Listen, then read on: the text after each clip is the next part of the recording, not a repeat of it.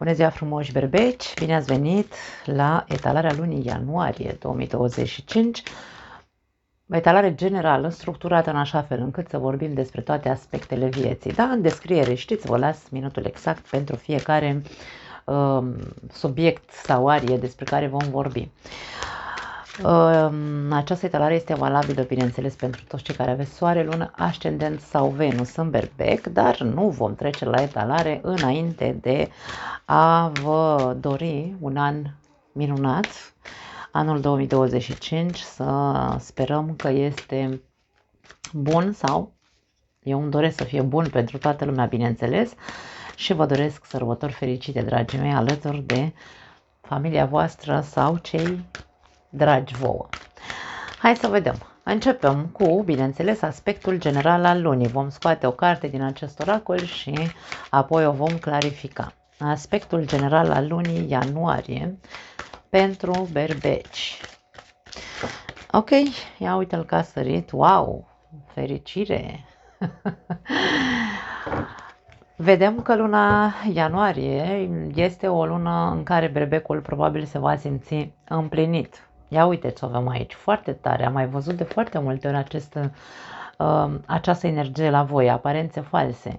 Cred că reușiți să depășiți acele,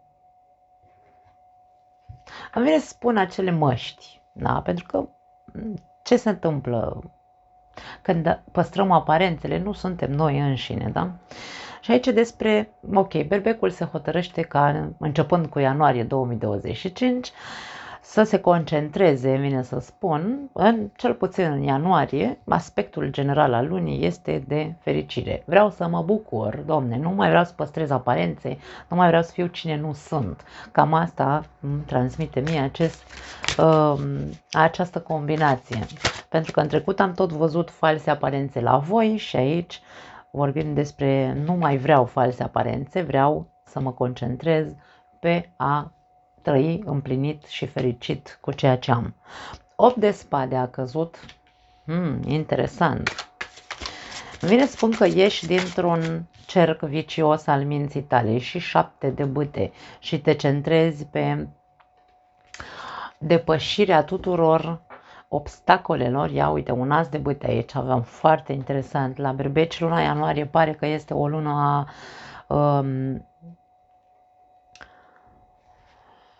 concentrării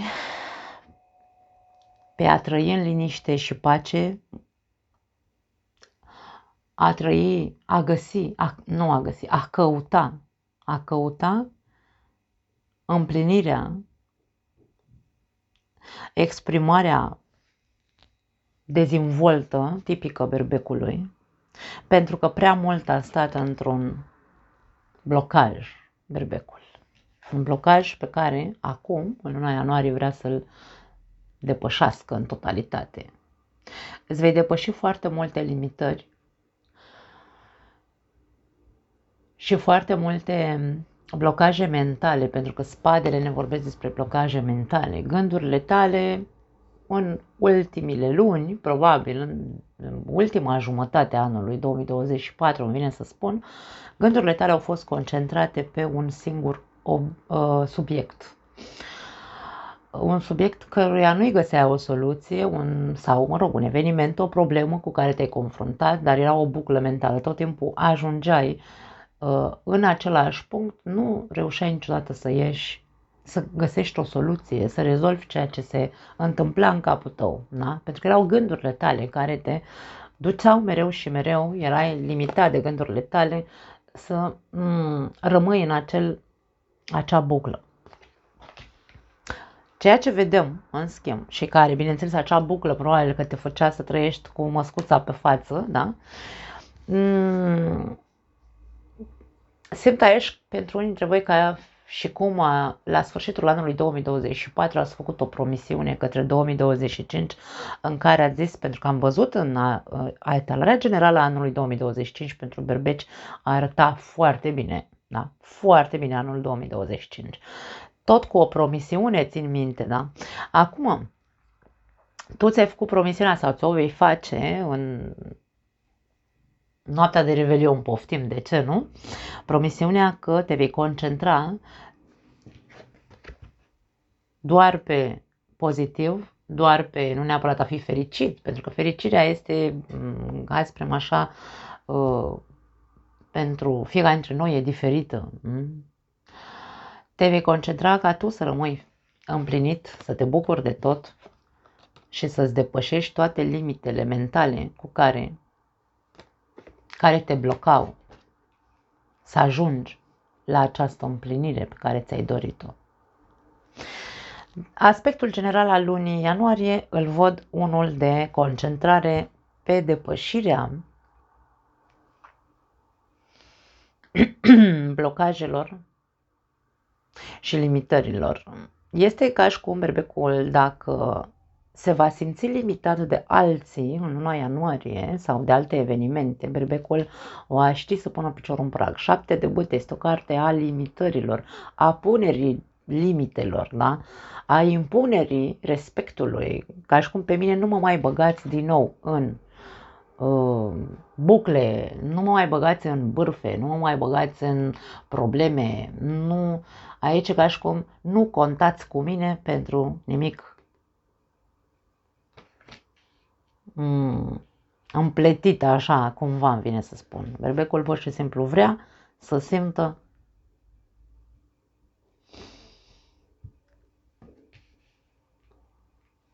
acea împlinire în felul în care el își dorește să simtă împlinirea. Foarte interesant. Hai să vedem energia ta. Energia berbecului în luna ianuarie, care va fi foarte multe cărți, nu? Uite, s-a întors împărăteasa. Energia ta este una, exact cum am simțit aici, că tu vrei să fii împlinit, este una de știu cine sunt, știu cât merit, știu ce merit. Știu că sunt o persoană abundentă din toate punctele de vedere, care oferă foarte multe lucruri și cei care nu apreciază ceea ce eu ofer, nu voi impune respectul, ci pur și simplu îi voi ignora, îmi vine să spun. Energia ta este una împământată, este una sigură, da? Ești foarte sigur de tine, știi foarte bine cât valorezi, îți cunoști valoarea. Și asta este, îmi vine să spun, ți-ai descoperit valoarea. Nu știu ce eveniment a avut loc în viața ta pe tot parcursul anului 2024, dar aici vedem că te-au întărit, te-au făcut mai puternic, mai puternică. Energia ta este una de, hai să spunem într-un cuvânt, siguranță de sine, da? Și respect de sine. Știu cine sunt acum. Caleașca, wow! Dragii mei berbeci, îmi place foarte tare ce văd.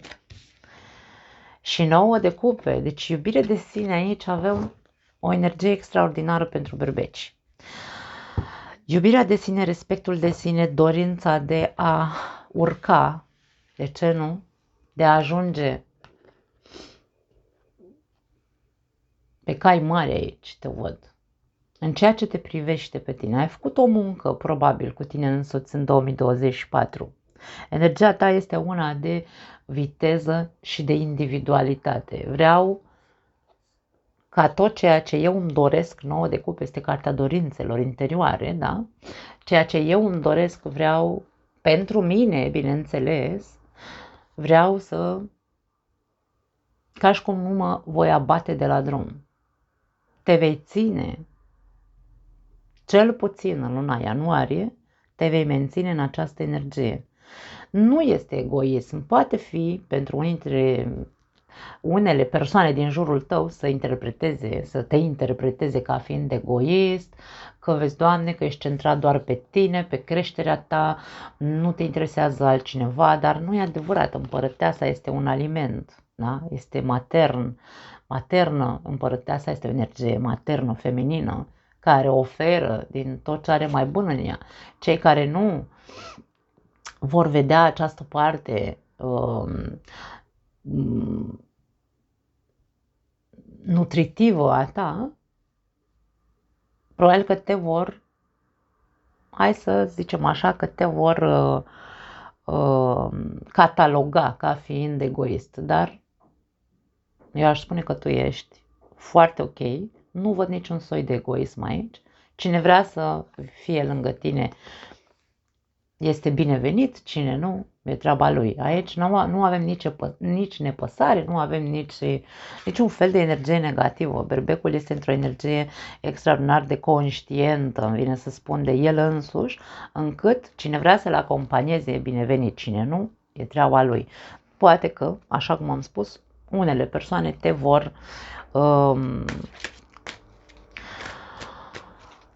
spune despre tine că ești egoist. Dar nu, eu văd o energie extraordinar de bună. Hai să vedem iubirea pentru cei care au o relație, cum arată. Ia uite, ești foarte tare, dragi mei berbeci. Deci atât de multă valoare de sine și atât de mult respect de sine te duce și în relația ta să fii foarte magnetic. Probabil că partenerul de viață te va vedea foarte diferit, te va vedea foarte atractiv, vei fi cumva în centrul atenției în ochii partenerului în luna ianuarie. Ceva în tine se schimbă, partenerul de viață își îndreaptă din nou privirile către tine. Foarte interesant aici.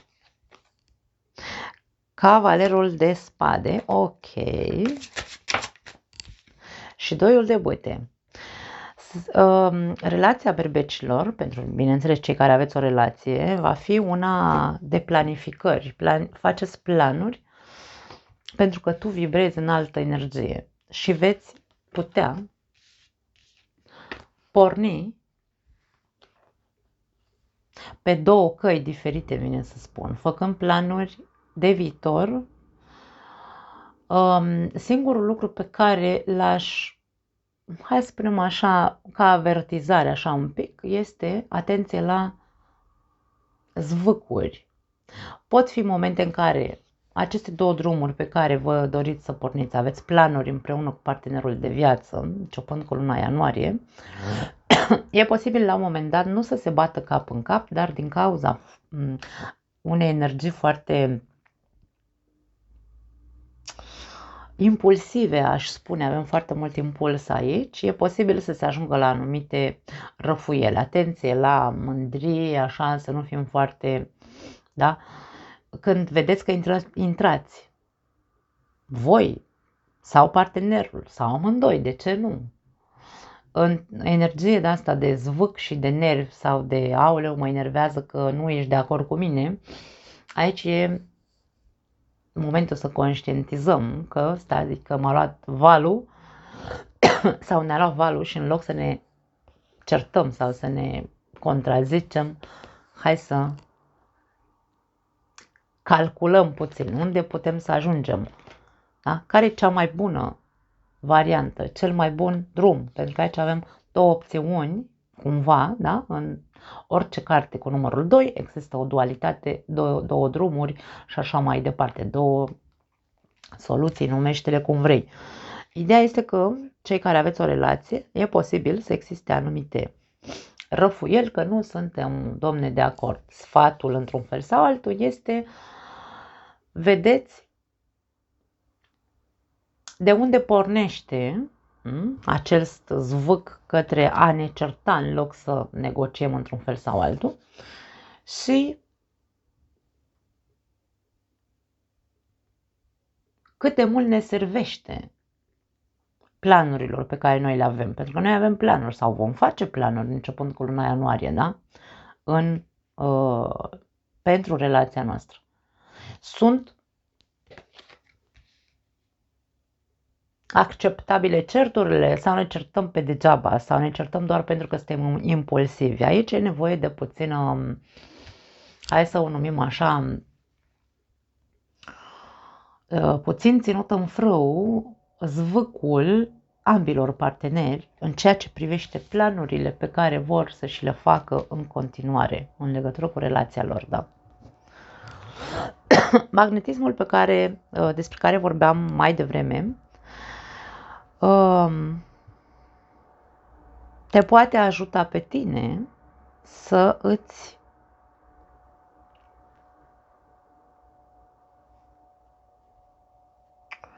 observi comportamentul, pentru că aici regina de bâte nu se uită, îi se spune că e egoistă, bâtele sunt egoism. În momentul în care tu ai puterea personală, pentru că vedem că energia ta este a împărătesei, în momentul în care ai energia personală foarte puternică, în ochiul partenerului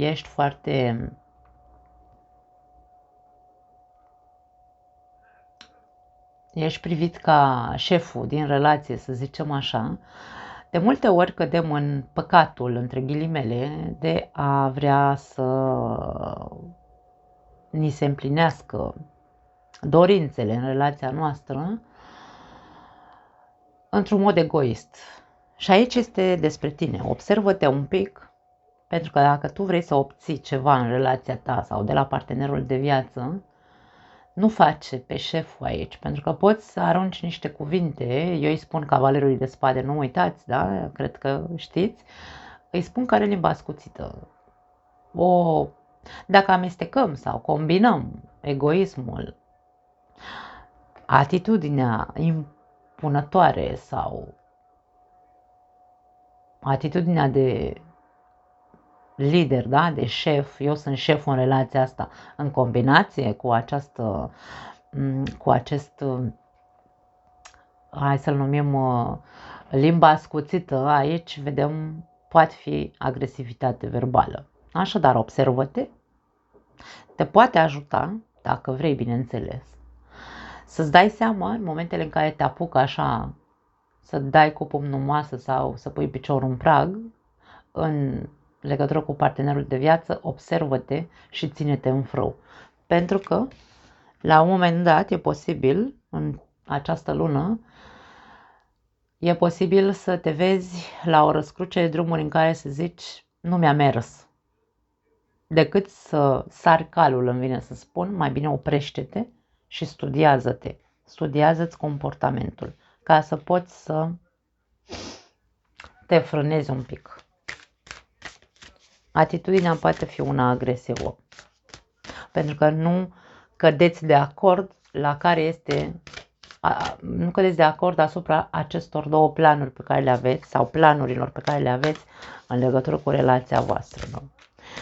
Hai să văd că iar fac prostii pe aici. Ok. Am firul de la microfon sub masă și la găți mereu cu picioarele. Hai să vedem un sfat pentru voi.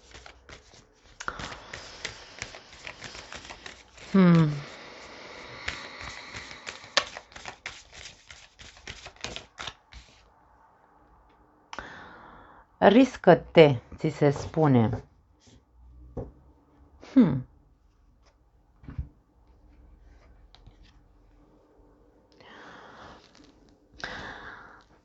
Nu știu la ce se referă sfatul ăsta, să te riști. Eu n-aș spune să te riști să devii impunător. Nu. Mie îmi spun riscă-te la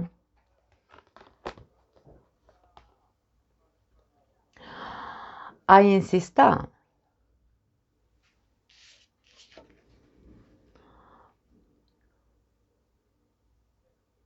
să transmiți care crezi tu că este cel mai bun plan pentru relația voastră, dar nu într-un mod agresiv, într-un mod inteligent. Aici avem spade. Spadele sunt gândurile noastre, mintea noastră, inteligența noastră și așa mai departe.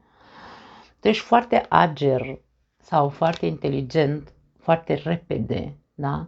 Inteligența ta este una foarte rapidă și tu vrei să se întâmple lucrurile acum sau ieri dacă se poate, dar aici vorbim despre planuri care să aibă de văzut cu viitorul îndepărtat. Nu sunt planuri, hai să mergem să cumpărăm pâine sau unde mergem mâine să mâncăm. Nu e despre asta. Este despre planuri pe termen lung și aici e vorba despre ok. Riscă-te insistând să vorbești cu partenerul de viață, dar ține-te în frâu, pentru că aici vei face mult pe șeful și când facem pe șeful nu se obține, dragii mei, mare lucru. Ce obținem este foarte mult stres, aș spune, da, decât să fie ceva care să ne ajute în relația noastră. Cam astea sunt sfaturi, este energia din punct de vedere al relației de cuplu. Hai să vedem cei singuri. Berbecii singuri, care-i treaba pe la voi? Marele preot, ia uite, na, că îți pui pirostrile pe cap, dragă berbec singur.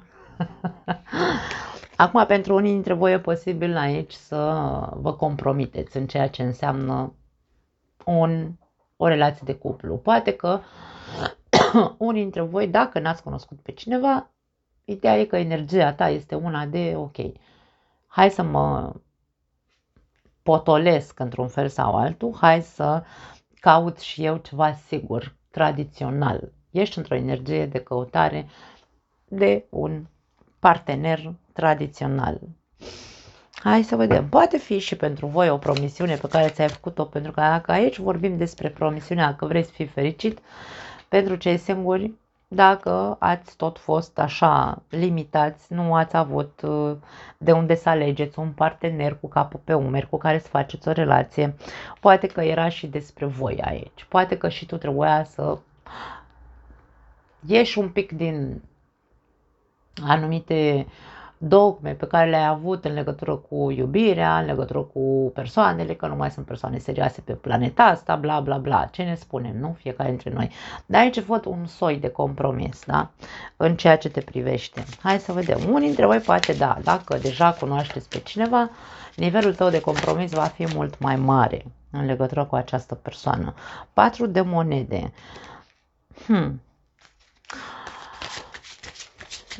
E o certă zonă de confort aici și avem foarte tare, avem spânzuratul. Aici la voi, indiferent că vorbim despre unii dintre voi care vă puneți pirostriile în cazul în care sau vă hotărâți să treceți la un alt nivel, dacă ați cunoscut deja pe cineva, compromisul există sau va exista în luna ianuarie, dar aici este vorba despre gândește-te bine, ca nu cumva tu să te, hai să spunem așa, să te compromiți lângă acea persoană în a avea o relație sau relația voastră, dacă până acum a fost doar așa, ne-am dat voie să ne cunoaștem și așa mai departe, vrem să trecem la nivelul următor, dar aici spânzuratul spune, gândește-te bine, nu alege persoana asta de lângă tine doar pentru că îți conferă sau îți oferă o anumită zonă de confort. Iubirea nu înseamnă zonă de confort sau nu înseamnă doar confort. Iubirea sau o relație de cuplu înseamnă mult mai multe lucruri, da? În cazul în care nu ai alte opțiuni și persoana asta împlinește 50% sau 60% din cerințele tale din punct de vedere emoțional, gândește-te bine să nu alegi doar pentru asta, că e cald și bine lângă ea, că îți face mâncare, că te spală, că ce știu eu. Despre asta e vorba aici, da? Dacă deja cunoașteți pe cineva și e o relație așa cât de cât. În cazul în care nu cunoști pe nimeni și tu aici mie îmi lasă impresia că spânzuratul vrea să ne spună, vezi că ai un fix în ceea ce privește compromisul și seriozitatea persoanelor. Fixul tău în ceea ce privește orice persoană care intră în viața ta poate fi foarte împietrit așa. E ca și cum tu ai niște norme foarte împietrite în tine, în mintea ta, în legătură cu ce înseamnă sau ce ar trebui să împlinească acea persoană ca tu să-i dai voie să intre în viața ta, să ai o relație serioasă. E momentul să începi să schimbi perspectiva în acele fixuri pe care le ai, care s-au împietrit în capul tău. Atenție, aici e o evidență, este foarte evidențiat la unii dintre voi. Poate trebuie să începi să te gândești mai profund, poate nu-ți dai seama că ai fixurile astea. Nivelul tău de compromis Poate că este unul care zice așa, băi, eu întotdeauna am vrut o relație serioasă sau o persoană serioasă lângă mine. Ok, dar ce fel de persoană serioasă vrei lângă tine? Pentru că aici avem 4 de monede care este posesivitate. Aici avem fixul ăsta, din nou, de posesivitate. Tu nu ai cum să-ți dorești fix doar un gen de persoană care să, hai să spunem așa, să bifezi toate lucrurile pe care tu le consideri așa înțepenite că trebuie să le aibă o persoană aia. Nu, aici avem nevoie de flexibilitate, nicio persoană. Gândește-te aici, trebuie să schimbi perspectiva, da? Gândește-te că nicio persoană nu va împlini niciodată 100% aceste concepții fixiste pe care le ai. E ca și cum aici nu mă compromit până când persoana care intră în viața mea nu-mi demonstrează că bifează toate acele lucruri pe care eu le am pe listă în mintea mea. Nu există. Aici schimbă-și perspectiva, îți spune sponsuratul. N-ai nicio șansă să găsești vreodată o persoană 100% așa cum tu ai pe lista ta mentală. Hai să vedem. Un sfat pentru tine. Ok, avem două. Ok. În primul și în primul rând, primul mesaj este nu te subestima niciodată, să nu ai dubii niciodată în propria valoare, în ceea ce tu valorezi sau cât valorezi. Vedem că nu ai dubii aici, da, vedem. Dar al doilea mesaj ne vorbește despre faptul că ai toate răspunsurile. Deci tu ești foarte, hai să spunem așa, că indiferent că ai aici un fixism sau persoana pe care o cunoști deja este o persoană care reprezintă zona ta de confort într-un fel sau altul și te conformezi, să zicem așa, în a sta cu ea pentru că îți oferă anumite lucruri care pentru tine sunt importante, aici nu uita. Nu uita că poate persoana aia nici măcar nu te tratează exact cum tu ți-ai dorit de fapt. Dar te conformezi doar pentru că, uite, nu ai pe altcineva. Nu te subestima. Tu valorezi mult mai mult, îmi vine să zic. Și inclusiv îmi vine să spun că tu știi răspunsul. Dacă e bună pentru tine sau dacă este cald și bine acolo lângă ea sau nu. Tu știi. Pentru cei din a doua variantă în care spuneam că aici au fixurile lor, este foarte ok să îți cunoști valoarea, vedem că îți cunoști valoarea, dar în același timp ești conștient de bubele astea, cum îmi place mie să zic, de bubele din capul nostru, fiecare dintre noi avem păsăricile noastre, bubele noastre și așa mai departe. Ești conștient de multe lucruri, doar că te costă foarte mult să-ți schimbi fixurile. Nu, normal că nu e ușor să schimbăm anumite concepții, pentru că aici sunt concepții învechite, de aia se spune dogmă marelui preot, da? Nu e ușor, dar dacă stăm și medităm și vedem că, Doamne, nu îmi servește la nimic să fiu atât de fixist, de-aia spun, răspunsurile sunt în tine. Tu știi că nu-ți face niciun fel de bine să gândești așa, da.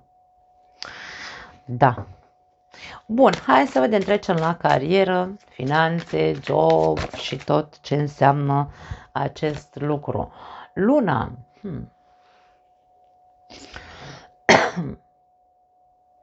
Luna, în ceea ce privește cariera, jobul, finanțele și așa mai departe, ne poate spune că este o zonă un pic incertă, să o numim așa. Ceva în luna ianuarie, din punct de vedere financiar, ceva, aici încă zona financiară e așa, un pic incertă. Hai să vedem la ce se referă. Pentru alții dintre voi poate fi inspirație. Găsiți inspirație ca să faceți ceva din punct de vedere financiar. Avem Regina de Spade și Eremitul. Ok, cred că în cazul în care pentru unii dintre voi putem să vorbim de un nou proiect aici, avem Nebunul. Aveți de gând să faceți ceva nou, sau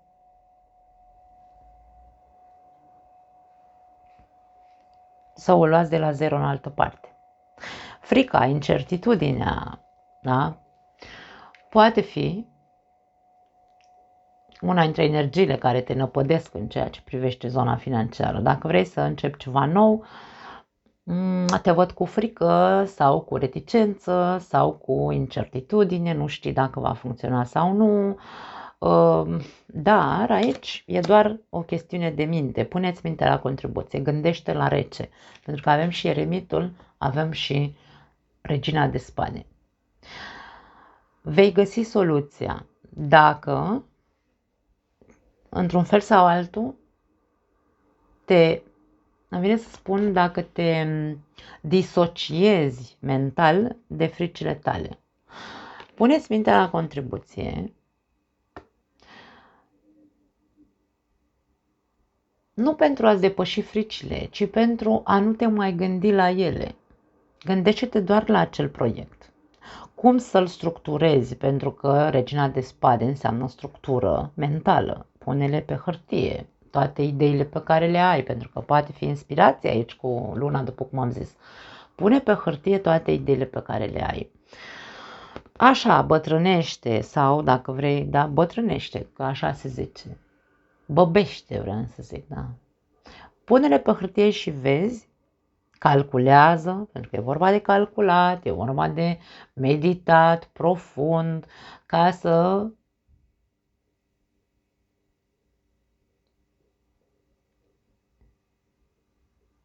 poți să concretizezi această inspirație, acest nou drum, acest nou plan, acest nou de la zero, cum am văzut cu nebunul acolo, da.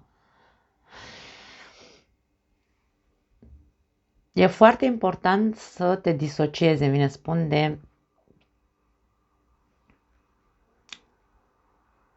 incertitudine sau necredință, pentru că aici te văd cumva aceste frici pot avea legătură cu nu cred că o să pot, nu cred că o să reușesc repede, de ce nu? În trecut nu mi-a fost prea bine când m-am lăsat inspirat sau când m-am lăsat dus de intuiția mea. Sunt foarte multe lucruri legate de trecutul tău, de ceea ce ai făcut în trecut, mă refer tip, nu știu, afaceri sau idei, inspirații, intuiții și așa mai departe. Aici e vorba de nu. Disociază-te de acel trecut, pune mâna și trăiește cu picioarele pe pământ, calculează foarte bine, pentru că eremitul soluția e în el. Da? Vei găsi. Îmi vine să spun că vei găsi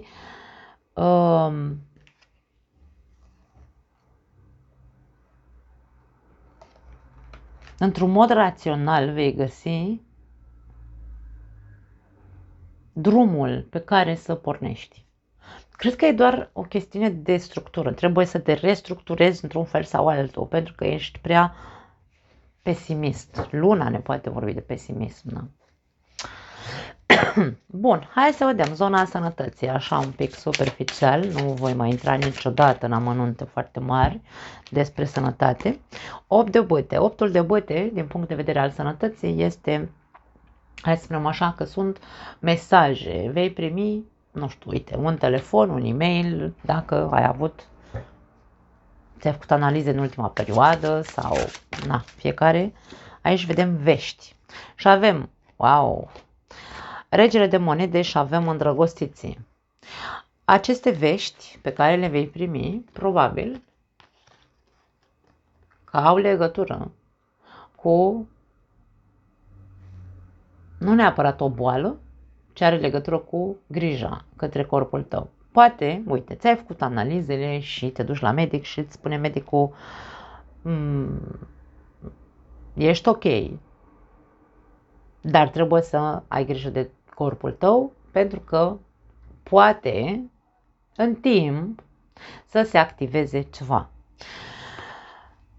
Drăgostiții ne vorbesc de răscruce de drumuri sau de alegeri. E ca și cum doctorul spune, vezi că fumezi prea mult, nu știu. Uite, dau un exemplu tâmpit, că mereu și medicul meu și toți medicii în general cam asta spun. Fumezi, da. Nu mai fuma că după 2 ani, 3 ani, 5 ani o să vezi că te duci pe copcă. Veștile sunt de genul ăsta, mi le spun. Nu neapărat că e vorba de fumat, despre orice, nu contează. Aici e ca și cum ți se spune, trebuie să faci asta ca tu să ai un trup sănătos.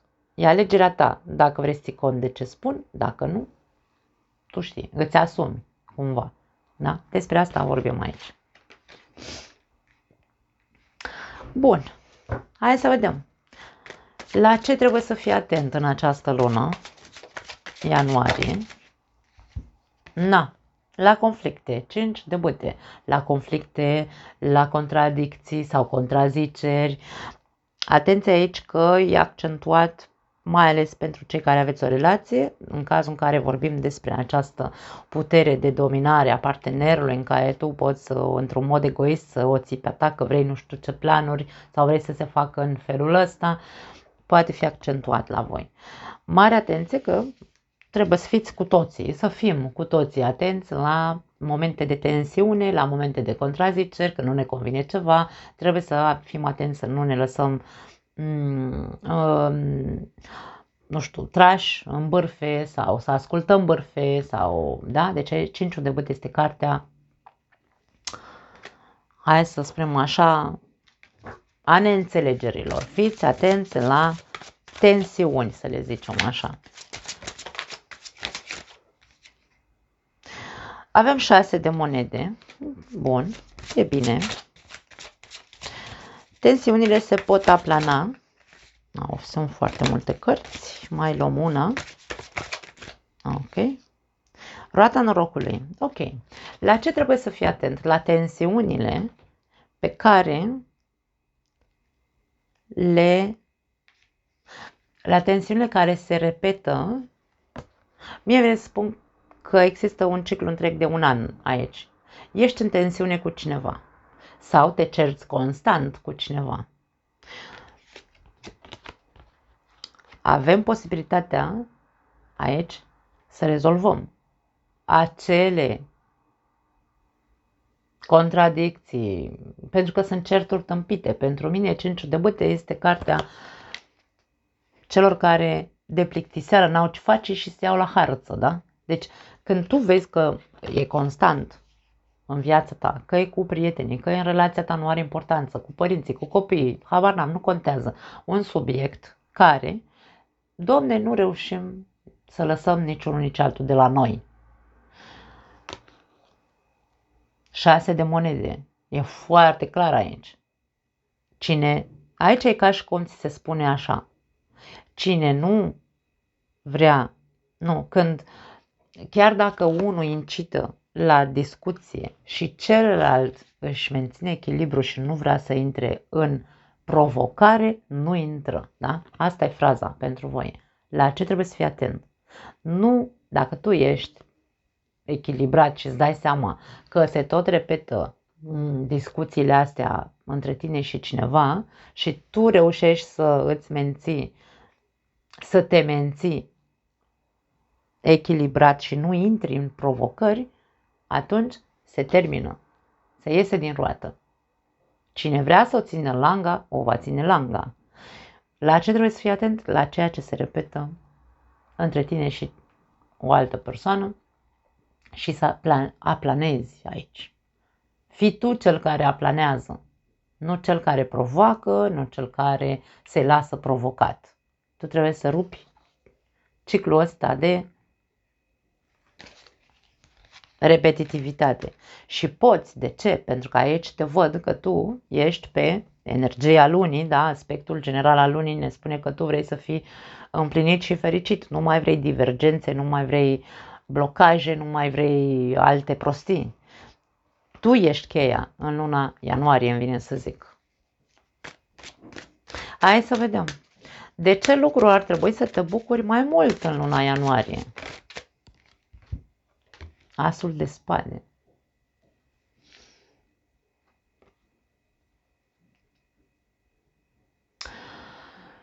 Asul de spade înseamnă, sau spadele înseamnă comunicare. Aici ca și cum bucură-te mai mult de șansa care ți-o dă universul, dacă vrei, sau viața, îți dă șansa ca tu să tai anumite, nu știu,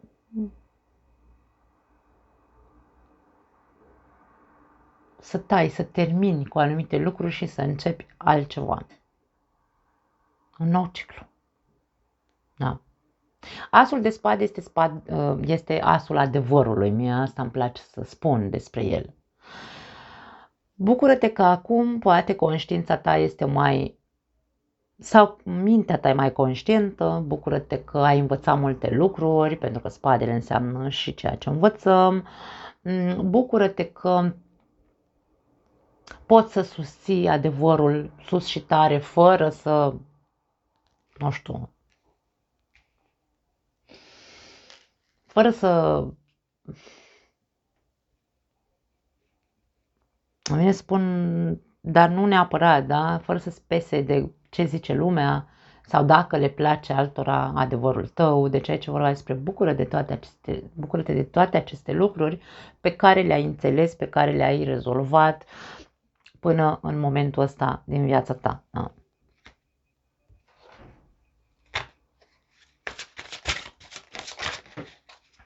Măi, câte cărți cad. 4 de băte și 2 de cupe. Wow, foarte frumos aici, dragii mei. Aici e vorba despre, ți se spune cumva, să te bucuri mai mult de tot ceea ce pentru tine înseamnă claritate sau ceea ce îți aduce claritate, liniște mentală, ce este pentru tine, ce înseamnă pentru tine cuvântul armonie, ce înseamnă pentru tine împlinire sufletească, ce înseamnă pentru tine fericire, pentru că am început cu primul mesaj fericire. Aici e ca și cum bucură-te de acest sentiment pe care îl cauți. Dacă tu cauți fericirea, începând cu luna ianuarie, rămâi pe linia de fericire, căutând doar armonie în toate relațiile tale. Avem 2 de cupe, 4 de băte aici, vorbim ca și cum să fie armonie pe toate planurile, și în relațiile cu prietenii, și în casa ta, cu familia ta, și cu partenerul de viață, și cu copiii, toată lumea să fie aici conștientizare. Bucură-te că în sfârșit s-a aprins aici becul, ai înțeles că în această viață e vorba doar despre armonie, fericire și atât. Nu e despre a ne certa ca chiorii, nu e despre a-mi impune eu caracterul meu pentru că vreau să se facă lucrurile în așa fel, ci este doar pentru viața, este doar despre armonie și a împărtăși cu sinceritate, a nu mai păstra aparențe, a nu mai fi fals, a nu mai fi, da, cu măscuța pe față. E foarte, foarte, foarte frumoasă etalarea asta. Foarte frumoasă. Mi-aș dori să fie pentru foarte mulți dintre voi. Hai să vedem un mesaj final de la cărțile Oracol sau un sfat ce vor ele să ne spună.